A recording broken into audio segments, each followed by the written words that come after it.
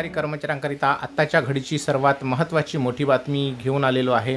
राज्य वेतन सुधारणा समिती 2017च्या शिफारशीनुसार शासनाच्या मान्यतेने वेतन स्तर सुधारित केलेल्या संवर्गाची मूळ पदावरील वेतन श्रेणी संरक्षित करणे आणि सुधारित वेतन स्तरामध्ये वेतन निश्चिती करण्याबाबत आहे। तर व्हिडिओ पूर्ण बघा। चॅनलवर पहिल्यांदा आला असाल तर आपल्या प्रवीण यादव या ऑफिशियल यूट्यूब चॅनलला प्लीज सबस्क्राईब करा।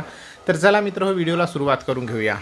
बंधूंनो, राज्य शासनाच्या दिनांक 22/2/2024 रोजीच्या शासन परिपत्रकातील क्रमांक 2च्या पृष्ठावर तिसऱ्या ओळीत 1 जानेवारी 2016 रोजी आश्वासित प्रगती योजनेचा लाभ लागू होत असेल तर त्यानुसार वेतन निश्चिती केल्याच्या नंतर या वाक्याऐवजी 1/1/2016 रोजी व तदनंतर पदोन्नती अथवा आश्वासित प्रगती योजनेचा लाभ लागू होत असेल तर त्यानुसार वेतन निश्चिती केल्यानंतर असे वाक्य वाचण्यात यावे।